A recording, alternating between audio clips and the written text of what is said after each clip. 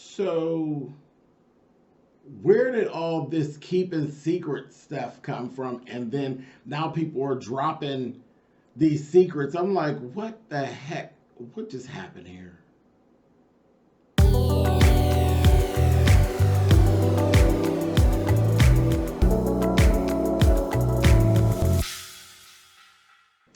Hey guys, thanks so much for clicking on the video. This is my review for Real Housewives of Potomac. This is season 5, episode 17, and for some reason, folks are dropping tea and coming up with, well, you don't know what I know. You know that's always an issue when you hear when somebody tells you, you don't know what I know. Of course I don't know what you know. Now tell me. But you always know it's going to be some bull crap. Child. Anyway, we started off though. These episodes have a lot of them have that filler feel to them. I'm just trying to say it in a nice way. The shit's boring. Anyway, but Giselle was doing what Giselle does. Giselle stirred the pot, planting seeds, and hating on everything. The first thing that stuck out to me, they were out, they had their little swimsuits on, they took these little photos. Cute. They were having a cute time, and they were taking some pretty nice photos they were doing. I said the little swimsuit thing down on the rocks with the cold water seemed like a better photo shoot than the one they did for Robin's website. I'm just saying. Anyway, it definitely looked like it was more entertaining and more enjoyable, like they had a better time. I don't know if it was, well, you know what? Again, if you're not a professional model, see, professional models can turn it on and turn it off. They give you what you want. If they say be serious, they're serious. If they say have a good time, they're going to give you a good time. They're actresses as well, so they're going to give you what you're looking for. But these are not professional models. These are just women who, were having a good time. They're reality stars, basically. And they were having a good time. They were in their little scantily clad little outfits, and they were enjoying themselves at that photo shoot. So looks to me like the pictures actually turned out a lot better. They were feeling their sex, feeling their puss, honey. I was like, come on. And it was cute. They looked nice. And that's the one thing. There's no read on them. All the women, body-wise, and they're pulled up. They are, cream of the crop of what's in Potomac is what they are now. We read them and we laugh and pull and we nitpick is what it is.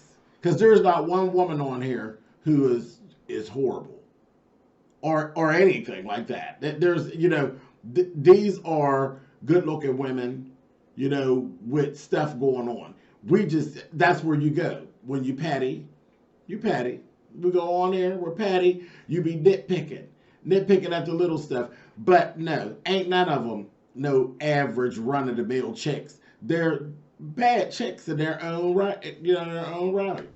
Karen, I be tugging and pulling that Karen, but Karen is groovy. Karen is a woman of a certain age, and bitch is groovy. She ain't the prettiest woman, but bitch is groovy. So that's that for today. Now I'm done being nice. But yeah, we're petty. As reviewers, we be being petty. We're nitpicking at what we see.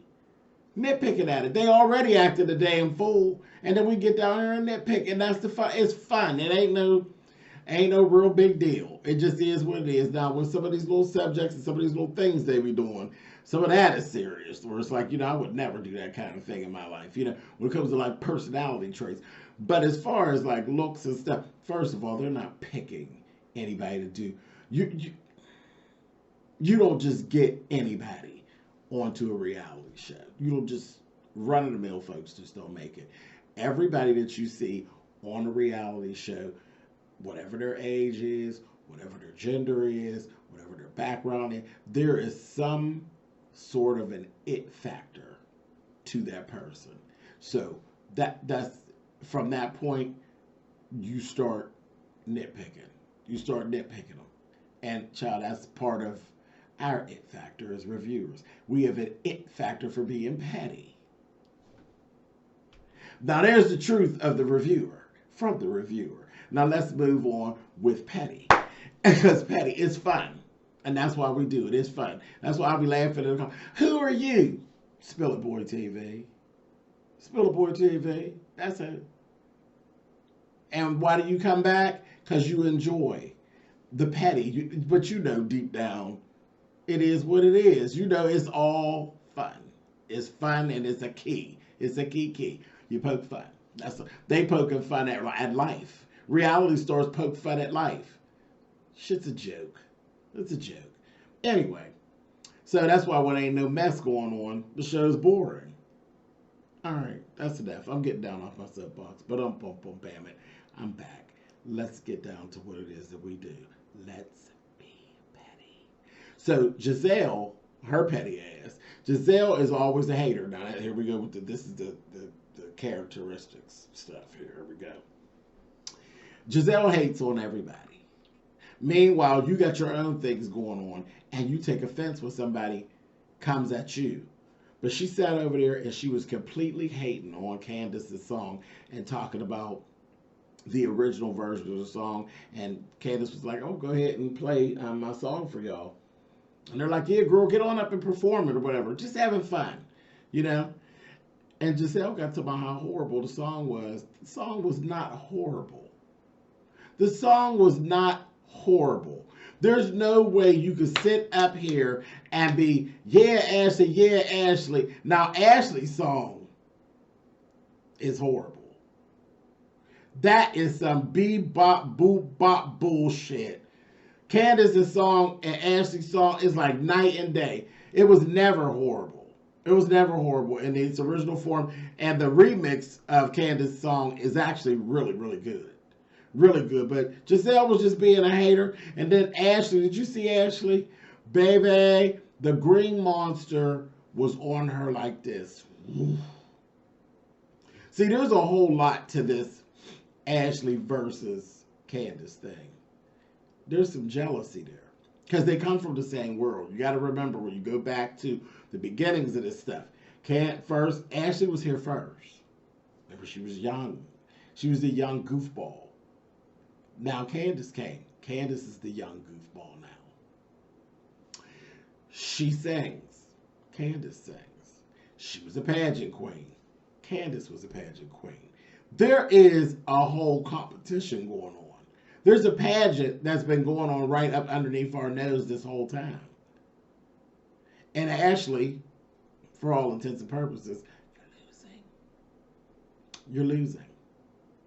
You're losing the pageant. Y'all both got husbands now. Y'all got these husbands. And Ashley's husband is more successful than Candace's husband. But Candace's husband is more clean cut than hers.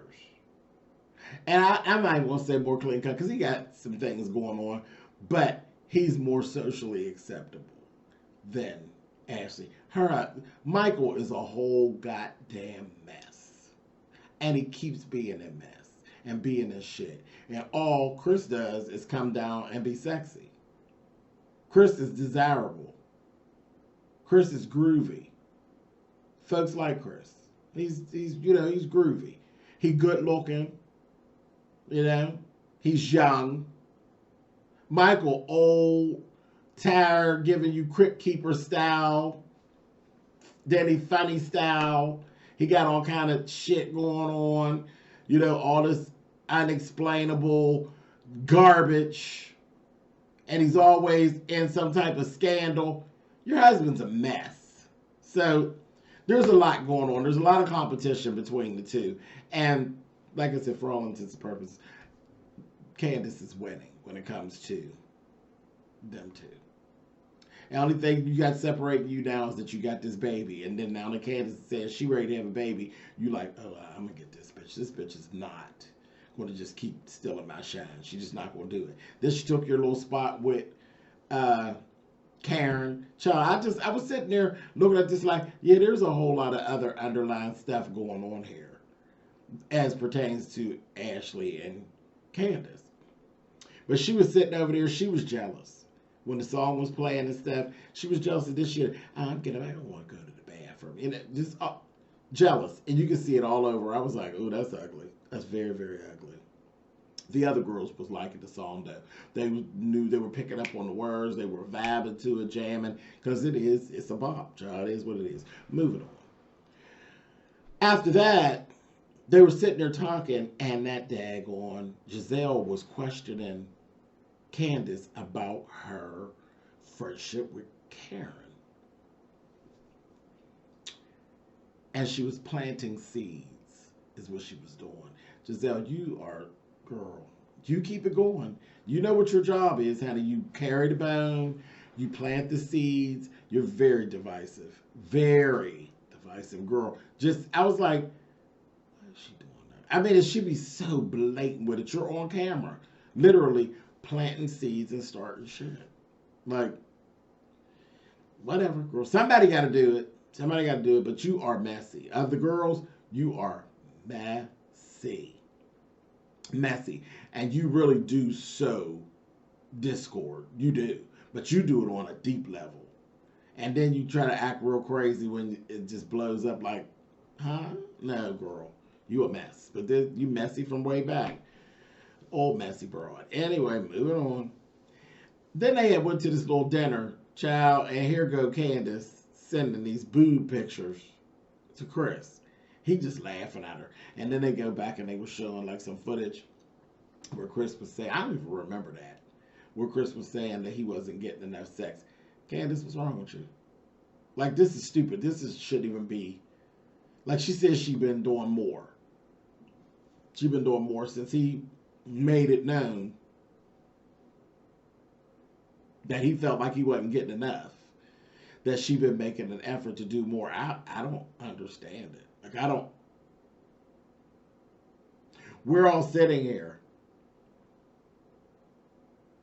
Y'all, you're young. See, you spend too much time being dramatic when you should be spending time lap riding Chris. More time lap riding your husband, less time with a dumbass napkin folded up.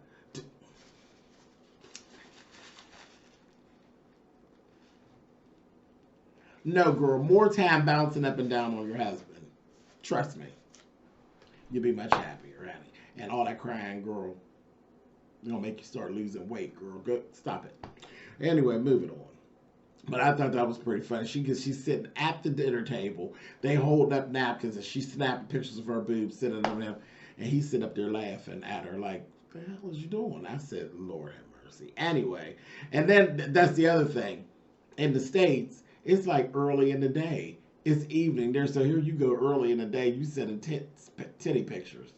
I said, child, here you go for some titties in the middle of the morning, honey. Whatever, girl, y'all crazy. Anyway, moving on. So Karen ended up talking about launching another business. She's talking about launching a wig line. Why Giselle start hating again? Oh, Karen's always doing something. Karen, it's always a business. She's always launching a business. What's the problem? Isn't that what this platform is for? But I don't see her she made it seem as though Karen just launches businesses and then she stops talking about them and you don't hear, like the She by Chez type of thing. But that's not it. Everything we've seen Karen launch, we've seen Karen follow through with her stuff. LaDom is a thing. Like you were talking that crap like LaDom is actually in the stores. It's a thing. Now, I haven't run across your makeup. But it's in the store somewhere. But I have run across LaDom. I was going to leave that there. But she was just hating. Hating again. Anyway, a mess. That's Giselle. She's something else. But anyway, so Karen's talking to them about this. She said it's going to be called Wig Shift with a Bang. She gave them invites. Now, that's not going to happen until later. I said that's the setup for something. We're going to hear some more about that. Something else is going to happen that has something to do with something. That was a transition. I was like, okay, so why is she bringing it up now? But I guess, everybody's together. So she brought it up, and they went right into this whole thing. Good old Monique is not invited. I'm sure that's part of a storyline. There's going to be something else that goes on with that. I'm almost sure of it. Anyway, moving on. Because she didn't say any more about it. She just put it out there. Giselle was hating on it. And that's going to come up again somewhere shortly. Because we're getting toward the end of the season. That's going to come up again. Something's going to happen with that. But anyway, moving on.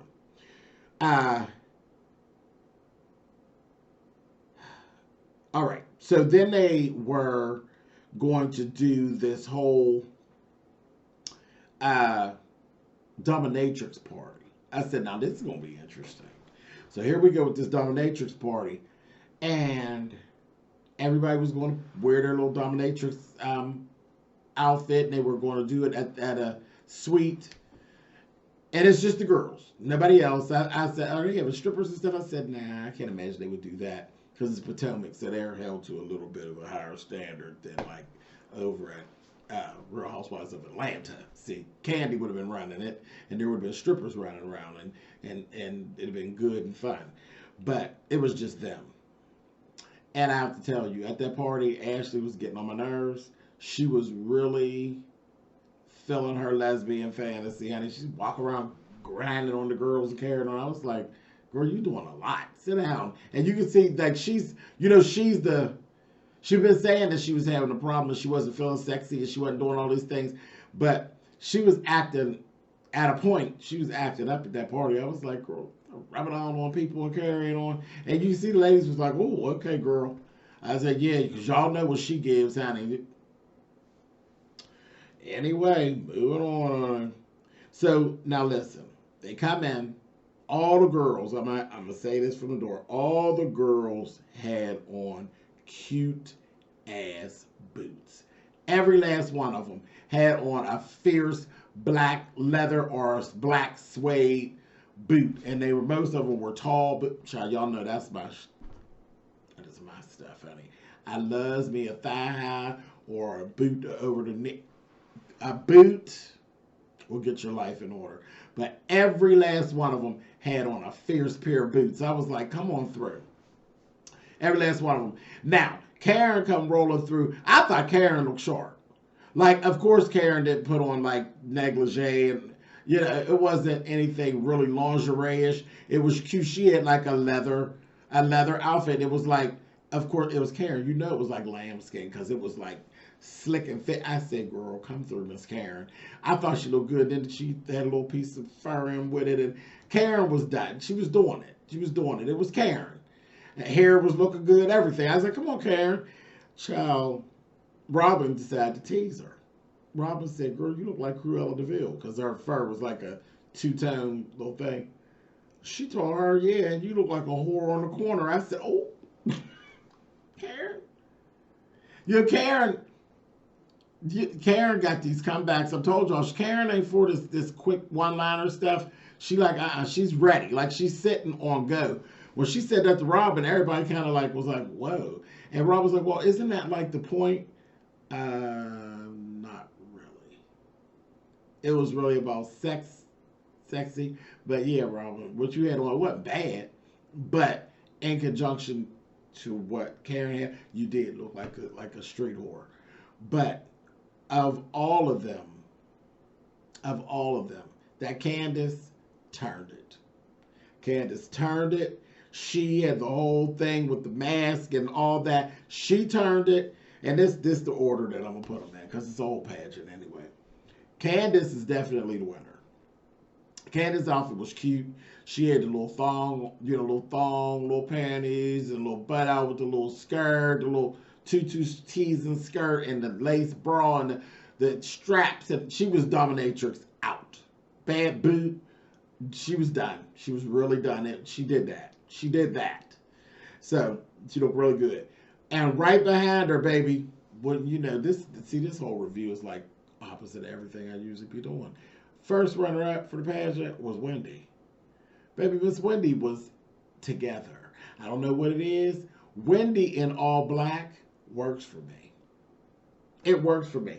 I don't know what it is. Something about Wendy with this curly, she had this wet and wavy hair, and she was dressed in all black, had these lace stockings, and this boot, and she was giving you an old, fierce, old plunging décolleté. I said, oh, Miss Wendy, she was giving you this very vampish thing, and it was working for her. Very, very sexy. I said, come on, Wendy. That looked good on Wendy. She did. She looked like a real sexy, dark vampire. I said, well, I liked it. So, first runner-up was Miss Wendy. Right under them, I would say second runner-up was Karen. I like what Karen was giving. It was age appropriate and it was sexy. I liked it. I like what she was giving. I really did. I like what she's giving. Now, listen, we're just going to stop there. I told you Robin was just Ashley looked like a cheap, drunken, loud-talking barfly. Is what she looked like. She's this old cheesy lace top and had stars on her tits, on her chest, stars underneath, pasties on her boobs and her boobs. I mean, she's breastfeeding and everything. So, but I don't even think that because the milk in her breast probably was helping, but her titties was looking quite a bit soggy. It wasn't the time for that. It just wasn't. What she had on, it didn't look like she had these yoga pants on, and then it was like this bright old color. I was like, girl, you need black on.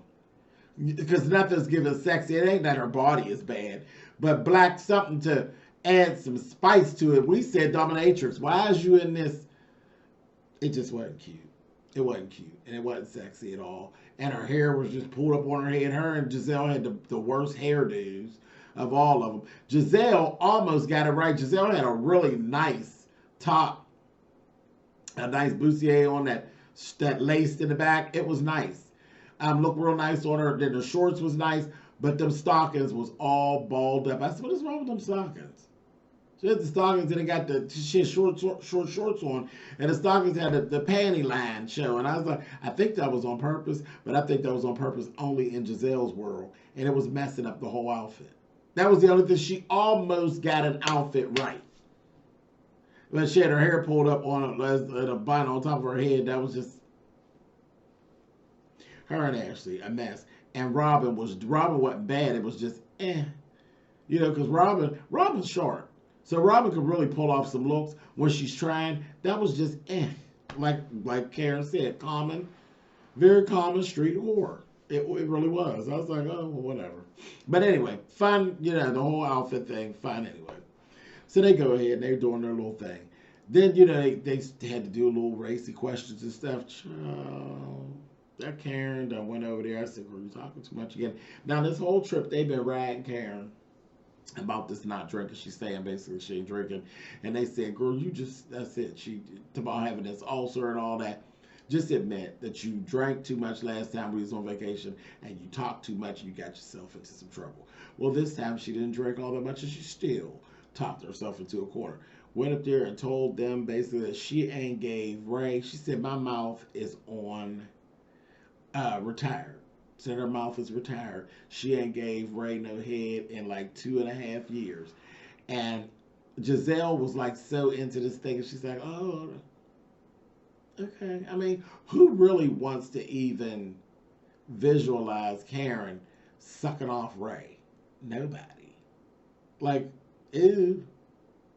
Ew. I don't need to be no fly on no wall seeing Karen standing over Ray or leaning over Ray or laying under Ray, blurping his bird with no sweat, those dress socks on. Yuck. He got on dress socks and she got on old the Easter Sunday tights, child, and she's blurping his bird, child. I don't need to see that. No, thank you. No thanks. I'm good on that. That's yeah, honey.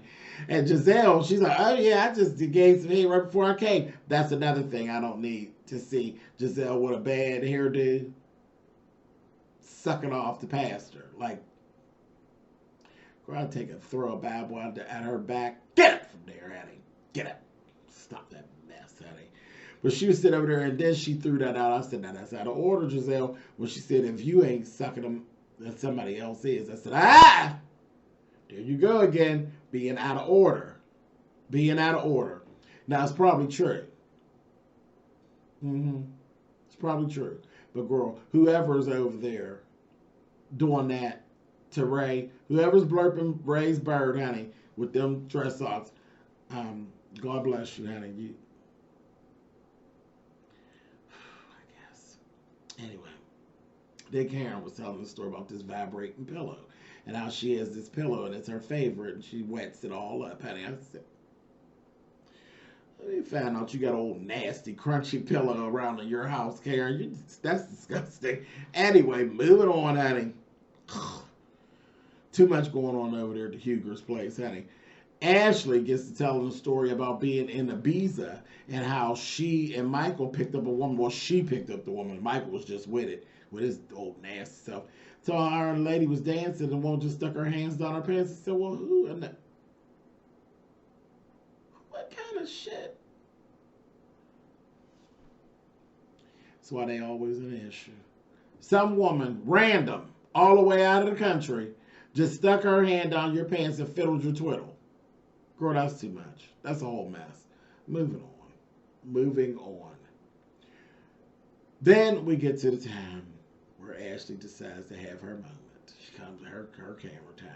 She got to get Miss Candace and tell her about the statement that she gave for Monique. And of course, Candace was hot. Wendy was like, girl, that's some snake shit. Flat out, that's some snake shit. Wendy was just beside herself with that whole information. I was like, wow.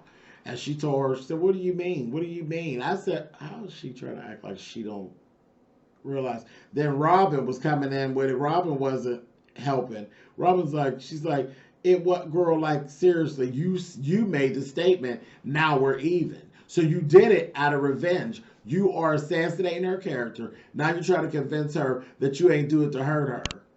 But you, girl, you are. Honey, you're doing it out of revenge. It is, like you said, it's snake shit. Honey, that doggone Candace told her, fuck you, Ashley. I said, oh. And Ashley had her to say, well, I respect your opinion. Her opinion? What are you talking about? Girl, no, she said, fuck you, honey. And she didn't say nothing about, that had nothing to do with your opinion. Girl, she just canceled you. It ain't got nothing to do with your opinion. I said, girl, she is so passive aggressive. She really is. Anyway, she ended up getting up and leaving. The girls sat there and talked. They ain't feeling it. Karen then started talking this crazy talk. Like she trying to soften the blow a little bit or something. I don't know. Karen, it just was time for Karen to be quiet, I thought. Just don't say nothing. Because Candace already feeling some kind of way. And you already know it. So I just thought she should just stay quiet. But she was saying something. Then she went to talk about how you don't know what I know. And then that's when they start showing the little footage about basically how she had this little secret that she'd been carrying around. Because good old Candace basically talked too much. When she gave her statement, she basically made the statement out of her own mouth that she released the glass on Monique out of self-defense. But you basically can't lean on that you didn't know what you were doing and you didn't realize you smashed her in the face with the glass. You do know you smashed her in the face with the glass and you did it on purpose. So now you got issues. Y'all got an issue. And if she got a good lawyer, which I'm sure she does because they got money, they're going to lean on that. And that's going to mess up. So, anyway. But I didn't understand Karen's whole point for like you. It felt like, girl, we got something on you. And it felt really like we got something on you kind of thing. And I was like, well, this is going to mess up the Candace and Karen thing, period, I think. So that's going to be a mess. But yeah, she definitely spoke too much. She should just kept that to herself when she gave her statement. You said too much, sis. She actually did tell, Candace told Ashley, and I said, oh, she caught her off guard with that one. When she told her, she said, girl, she said, I've sat with the Samuels, honey. Her and her husband laid you out, girl. They talked mad shit on you, girl. I said, oh. She said, and she's using you. I said, oh. Ashley, when they all separated out, Ashley went and called Michael. Michael talking about she's a liar. She's lying. And I don't like her or her husband. I don't like her husband. I said, Michael. Now, Michael, now if you get punched in the face by Chris, you're going to be mad. But you're doing a lot now. You're doing a whole lot right now. A mess. A whole mess. And then Chris basically confirmed that the Samuels have been in their presence and talked mess on Michael and Ashley. So it's all on tape. I said, oof, a mess. That all just turned out to be a mess. A whole mess. But all that whole thing with the secret, I was shocked. I was like, wow, Karen. I don't even know how to feel about that, Karen. I didn't like the way that came out. I didn't like the way it came out. It did seem like a us against you type of thing where you keep claiming that you being neutral. But that came off very us against you, and we got something on you. That's how I felt. Anyway, y'all leave it in the comments. I have talked way too much. 31 minutes. I am done. I am done. Anyway, but that was it. This is what we've been doing with these episodes. Boring until like the last 5 minutes or the last 10 minutes. The whole episode feel like a filler. And then you get 5 minutes. I'm like, 5 minutes don't make a good reality show experience, y'all. I'm just telling y'all. Bravo, Andy, are you listening? 5-10 minutes of my whole hour does not make a good reality television experience. Okay? Okay. I'll talk to y'all later.